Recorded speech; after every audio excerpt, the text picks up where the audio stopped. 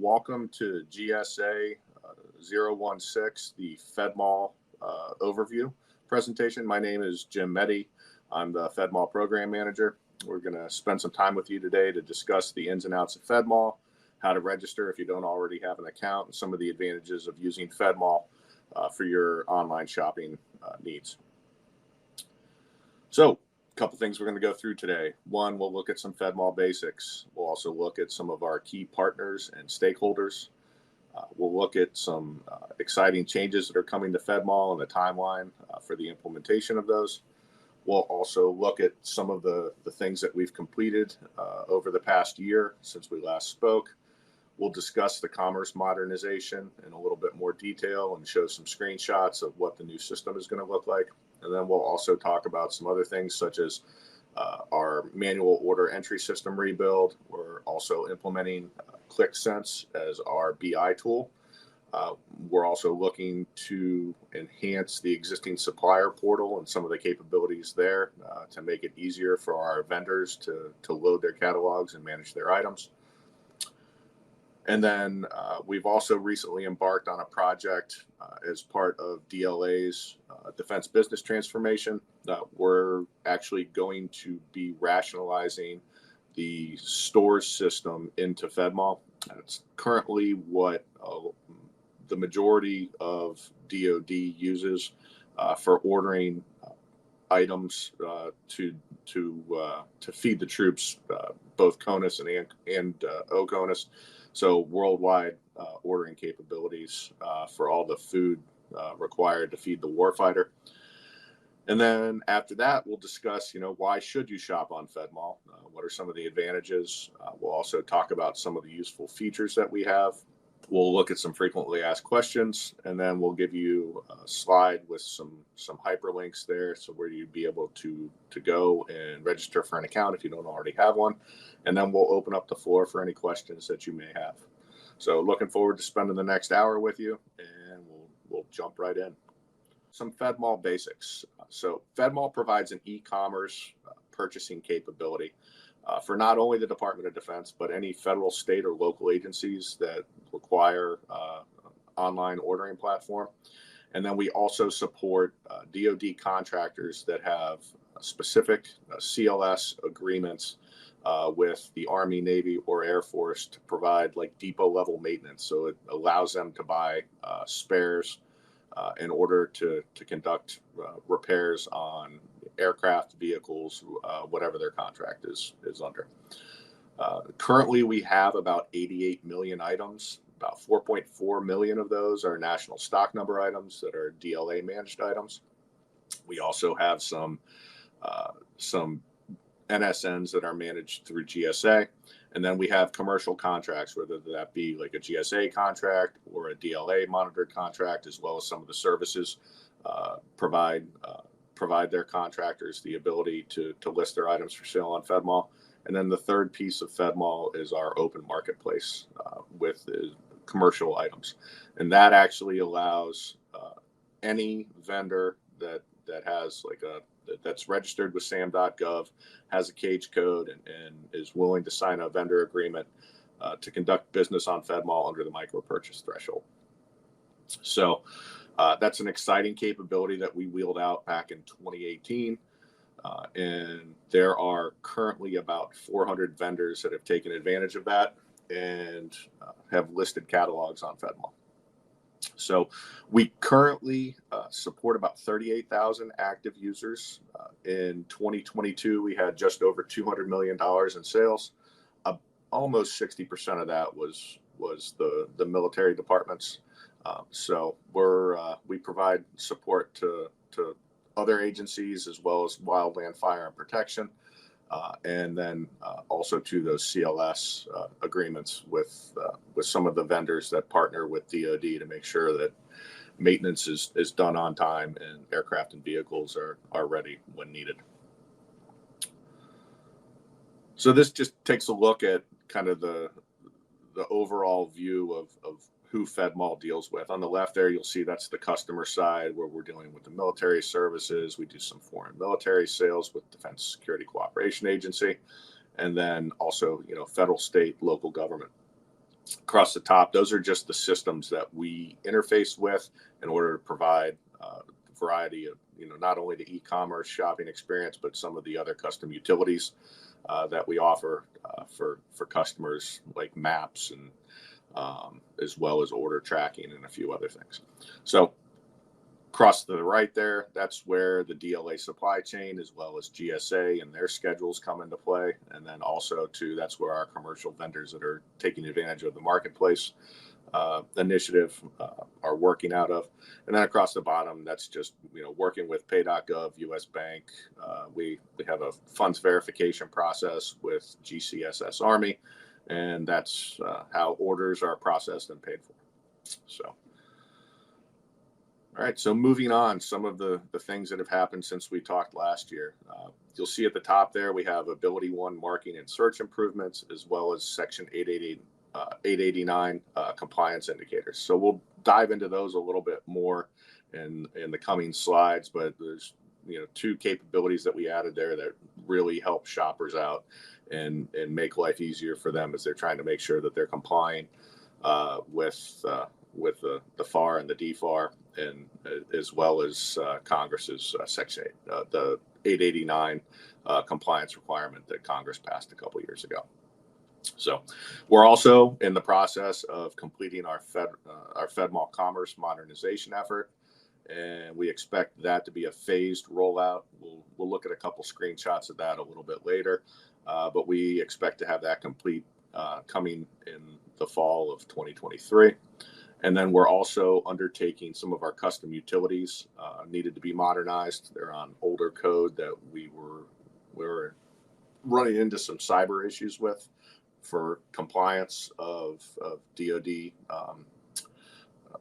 security protocols. And so we're in the process of getting all of those rebuilt. And then we've got our business intelligence tool implementation. So that's our click view. All right, so first we're going to start with the Ability One marking and search improvements, as well as the 889 compliance changes that were made to the system in the past year.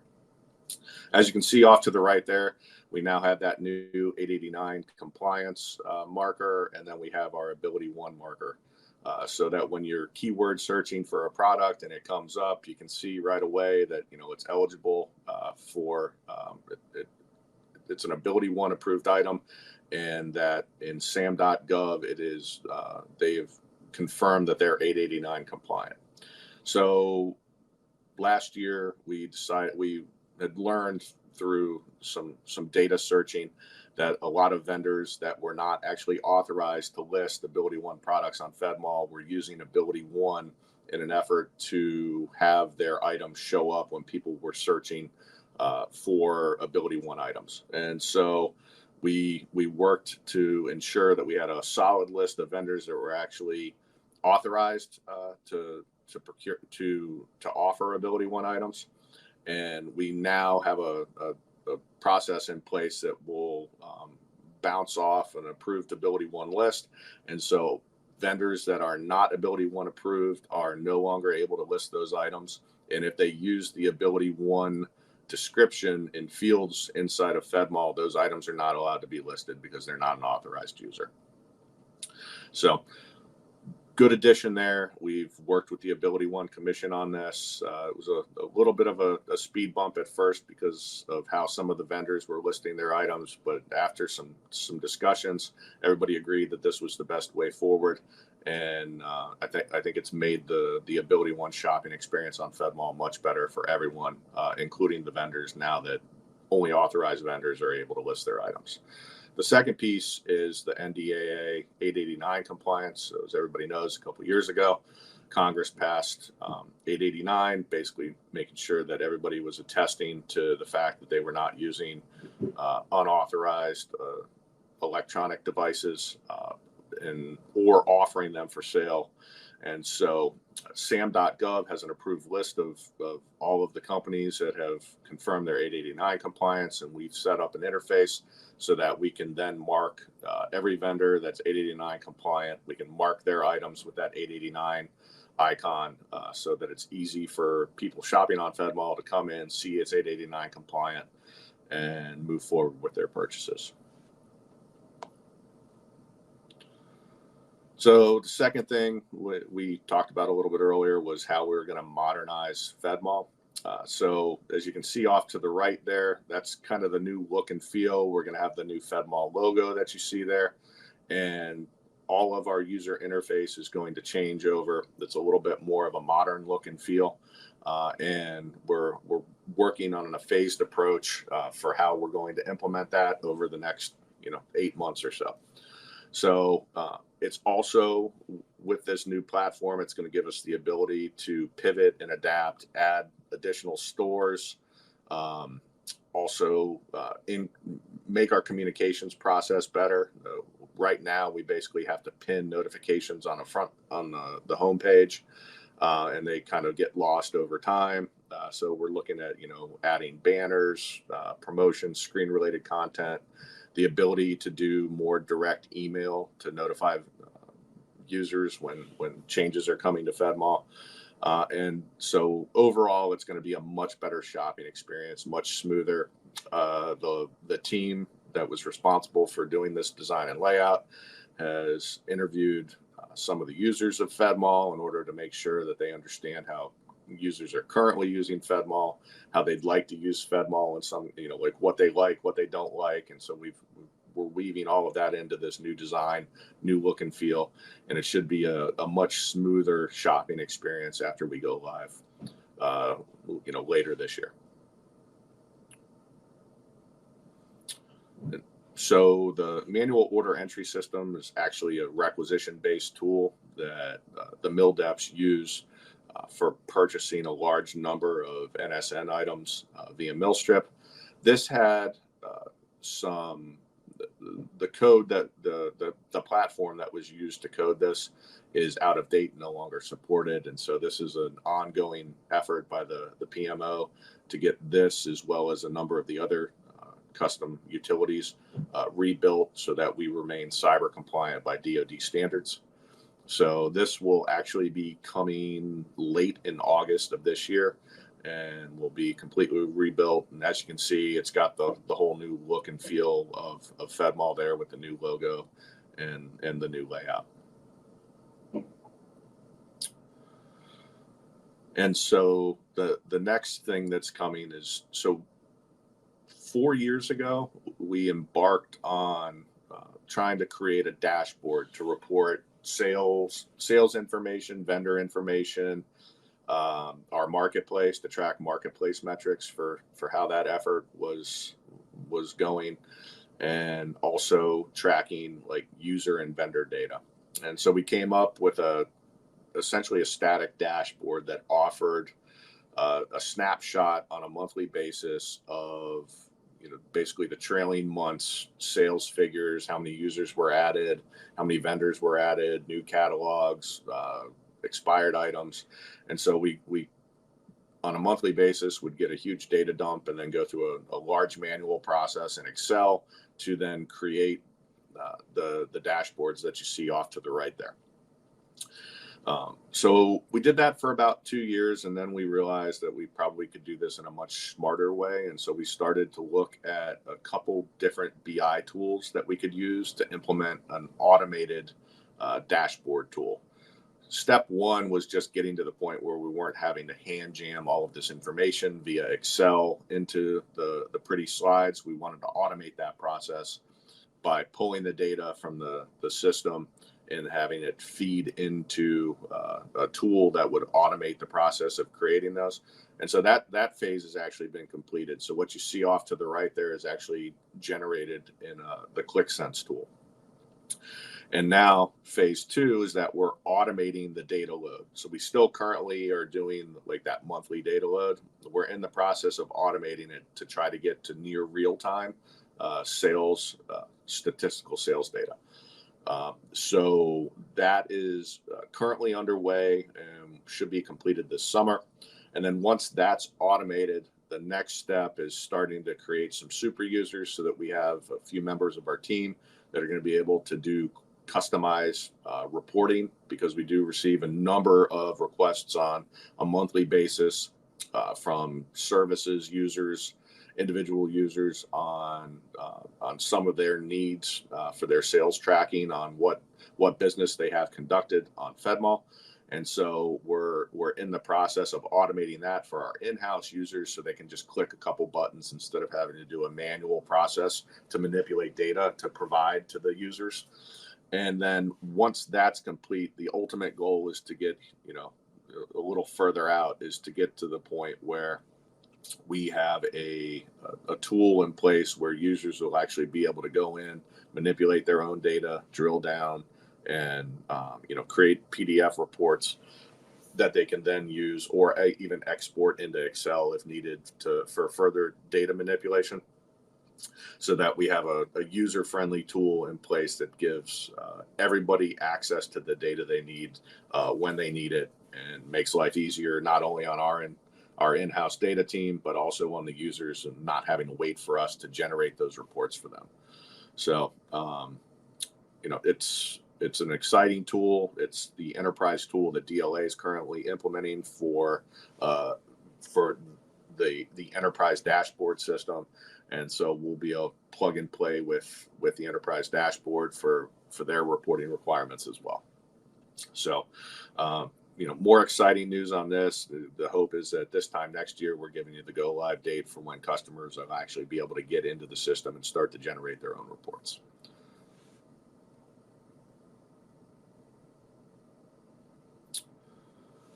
And then another thing that's coming.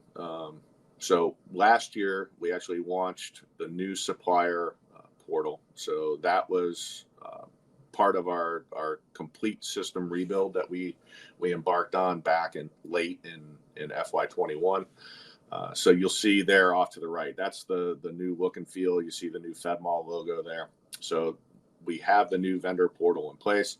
And now what we're looking to do is start to look at providing some enhancements once commerce rebuild is done. So improving on order delivery methods, bettering our search capability. So with indexing and working with vendors on making sure that we're consistent with, naming conventions between the vendor and the customer portals.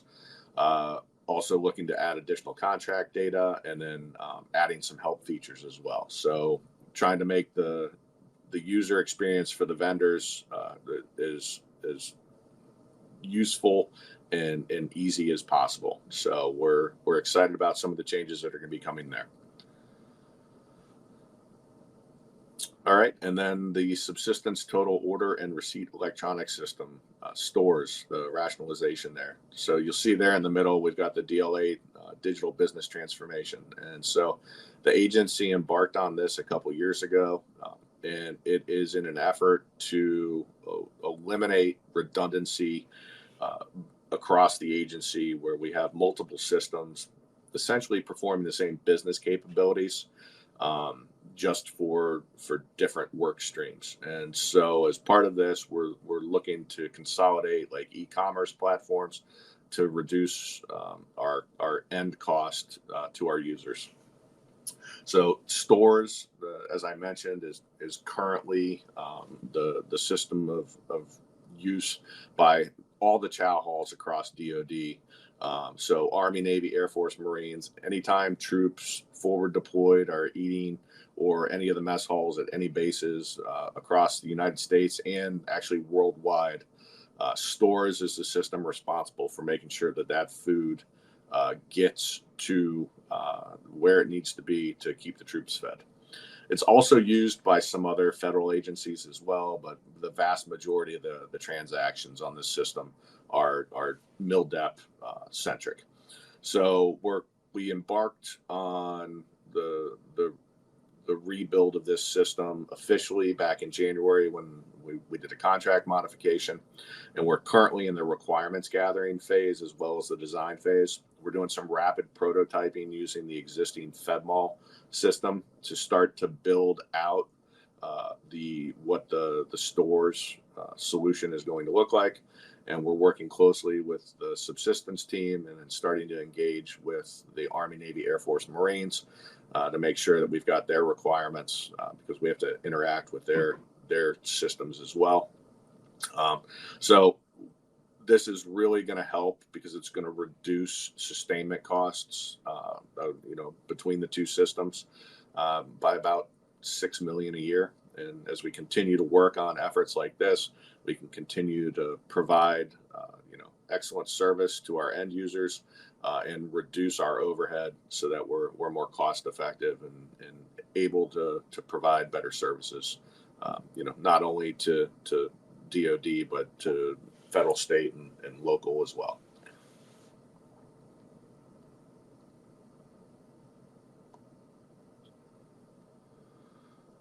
All right, so why should you shop on FedMall? So there's a couple different reasons. One, if you need to do requisitioning, automates the process for you to access and purchase either GSA managed NSN items or DLA managed N items.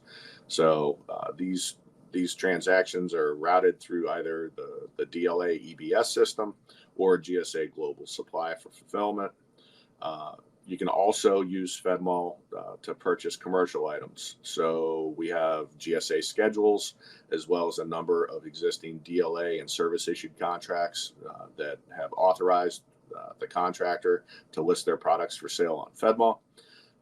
And so we also, as part of this process, we complete the FPDS and G reporting for all of these orders. So that automates that process for you as the end user of not having to report all of that data. And then the third piece for FedMall we just mentioned earlier was our marketplace, and that is that's an open market micro purchase threshold environment that allows you to complete transactions under $10,000 using your GPC. So FedMall allows you to look at mandatory sources and then also compare those products to marketplace to make sure you're getting a best value for what you're attempting to make your purchase on.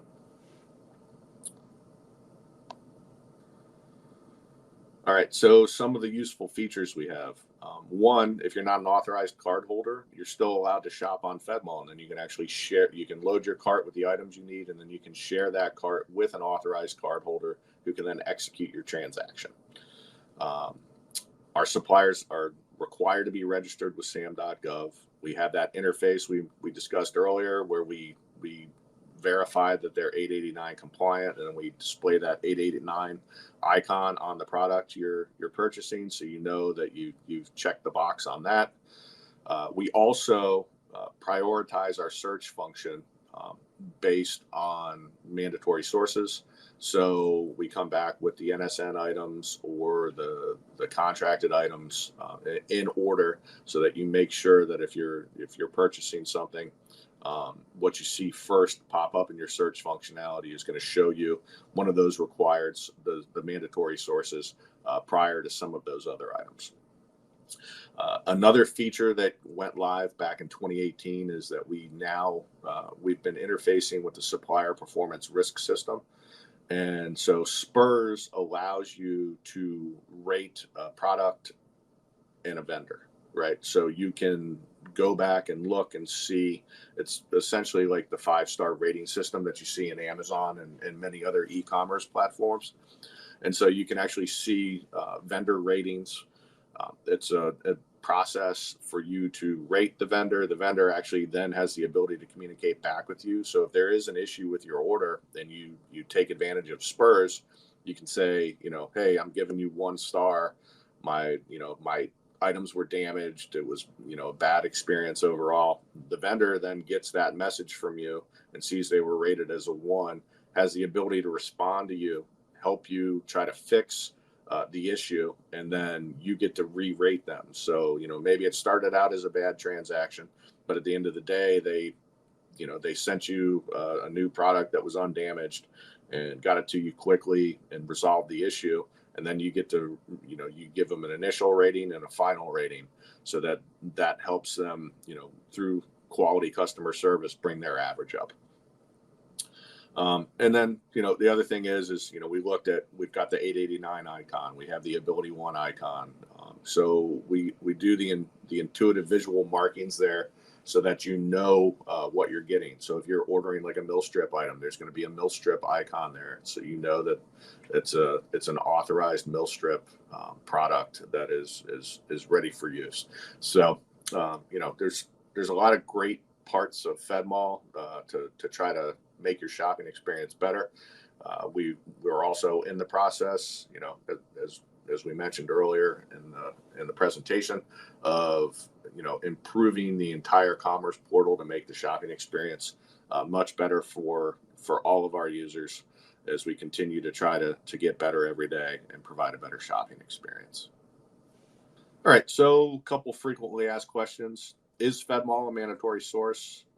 No, we are not. Although we are a source that helps shoppers through some of the intuitive markings, as well as our search functionality built out to give you the mandatory sources first. So we try to make it to customize the shopping experience so that it makes it as easy as possible for you to shop or even just compare items from maybe another federal source that you're also shopping on. We do complete FPDS and G reporting for your GSA purchases made through FedMall. So that's an automated process that helps you out on the paperwork end. We offer marketplace, so that's open market, right? So micro purchase threshold purchases below $10,000 with your GPC there's almost 55 million marketplace items listed on FedMall. So you can probably find it on FedMall if you look hard enough. And then we do have a frequently asked questions page. So you've got the link there. You can copy and paste that after you receive a copy of this presentation and into copy that URL and put it into Chrome or Edge or whatever browser of choice. And that'll take you someplace where you can look at frequently asked questions. And then we also have a help desk with a dedicated team that can help you out with any other questions that you may have.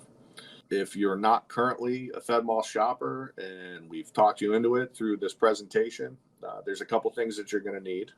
First, you're going to need a valid credential, whether that be a CAT card or a PIV card or some other sort of electronic certificate. You're going to need that as part of the process to gain access to the system. And then you're also going to need a valid DODAC or FEDAC that has requisition authority. And then if you intend to make a purchase, you're going to need some sort of a valid payment method, whether that be Millstrip or a government purchase card. So you have those things. You can register. You can see down there that we currently share single sign-on with the PIE environment. So that's how you would go to the pie.eb.mil link there to begin the registration process. And then if you need any assistance, you can contact the PIE help desk at the number listed there, and they will help guide you through the initial process of getting your account set up. And then the FedMall PMO with our dedicated support staff is also there to help. Sometimes there's issues with trying to figure out if your DODAC has requisitioning or purchasing authority, and so we can help work through the process with you to make sure that we get you your account set up and that you're able to execute orders if needed. All right, so that concludes today's presentation. Really appreciate you joining us, and we're going to go ahead and open up the floor for questions.